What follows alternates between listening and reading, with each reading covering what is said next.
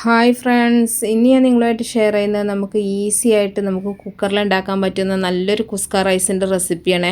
നെയ്ച്ചോറിനേക്കാളും നല്ല ടേസ്റ്റാണ് ഇത് കഴിക്കാനായിട്ട്. അപ്പോൾ ഈ ഒരു റൈസ് ഉണ്ടാക്കിയെടുക്കുന്നത് എങ്ങനെയാണെന്ന് നോക്കിയാലോ. ആദ്യം തന്നെ ഞാനൊരു കുക്കർ അടുപ്പത്ത് വെച്ചിട്ടുണ്ട്. അതിലേക്ക് ഞാൻ നെയ്യും ഓയിലും കൂടെ മിക്സ് ചെയ്തിട്ടാണ് ഒഴിച്ചിട്ടുള്ളത്. ഒരു 4 ടേബിൾ സ്പൂണോളം രണ്ടും കൂടെ ഒഴിച്ചിട്ടുണ്ട് കേട്ടോ. ഇനി ഇതിലേക്ക് ഞാനൊരു വലിയ സവാള ചെറുതാക്കി അരിഞ്ഞത് ചേർക്കുന്നുണ്ട്. ഞാൻ ഈ ഒരു റൈസിന് 2 സവാളയാണ് എടുത്തിട്ടുള്ളത്. ഒരു സവാള നമ്മൾ ഇതുപോലെ നന്നായിട്ടൊന്ന് ഫ്രൈ ചെയ്തിട്ട് കോരി മാറ്റിയെടുക്കുകയാണ് ചെയ്യുന്നത്. അത് ലാസ്റ്റ് നമുക്ക് ചോറൊന്ന് ഗാർണിഷ് ചെയ്യാൻ വേണ്ടിയിട്ടാണ്.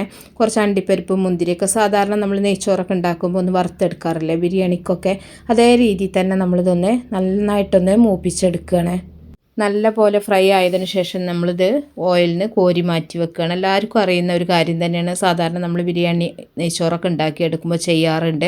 അപ്പോൾ ഇത് കോരി മാറ്റിയതിന് ശേഷം നമ്മൾ അതേ ഓയിൽക്കാണ് നമ്മൾ ബാക്കിയുള്ള കാര്യങ്ങളൊക്കെ ചേർക്കുന്നത്. പിന്നെ നമ്മൾ നെയ്യോ ഓയിലൊന്നും ചേർക്കേണ്ട ആവശ്യമില്ല കേട്ടോ. ഒരു 2 കഷ്ണം പട്ട, അതുപോലെ ഒരു 5 ഏലക്ക, ഒരു 5 ഗ്രാമ്പു, ഇത്രയും മതി. ഞാനൊരു 2 ഗ്ലാസ് അരിയിലാണ് ചെയ്യുന്നത്. ഇനി ഒരു ചെറിയ സവാള അരിഞ്ഞതും കൂടെ അതിലേക്ക് ചേർക്കുന്നുണ്ട്.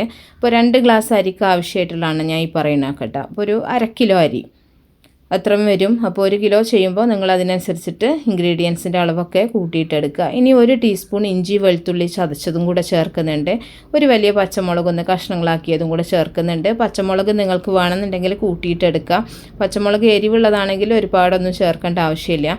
ഇനി ഒരു ചെറിയ ക്യാരറ്റ് ഇതുപോലെ കഷ്ണങ്ങളാക്കിയത് ചേർക്കുന്നുണ്ട്. അതുപോലെ ഗ്രീൻ പീസും കൂടെ ചേർക്കുന്നുണ്ട്. ഗ്രീൻ പീസ് ഞാൻ ചെറുതായിട്ടൊന്ന് വേവിച്ചെടുത്തിട്ടുള്ളതാണ് കേട്ടോ.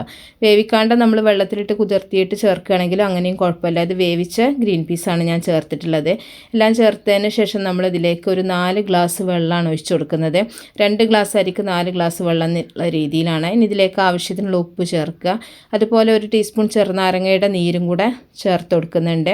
ഉപ്പൊക്കെ നിങ്ങളുടെ പാകത്തിനനുസരിച്ചിട്ട് നോക്കിയിട്ട് ചേർത്താൽ മതി.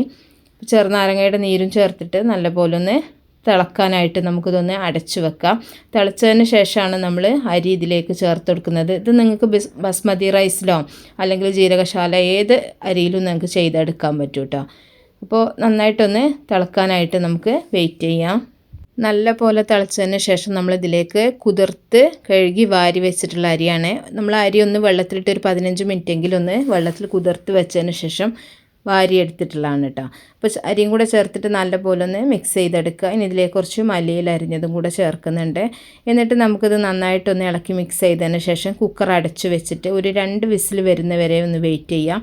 അപ്പോൾ 2 വിസിൽ വന്നതിന് ശേഷം വിസിൽ ആവിയൊക്കെ പോയിട്ടാണ് നമ്മൾ തുറന്നിട്ടുള്ളത്. അപ്പോൾ റൈസ് നല്ല പോലെ റെഡി ആയിട്ടുണ്ട്. ഇനി നമ്മൾ നേരത്തെ ഫ്രൈ ആക്കി വെച്ചിട്ടുള്ള സവാള, അണ്ടിപ്പരിപ്പ്, മുന്തിരി ആ ഒരു മിക്സ് ഇതിലേക്ക് ചേർത്ത് കൊടുക്കുന്നുണ്ട്.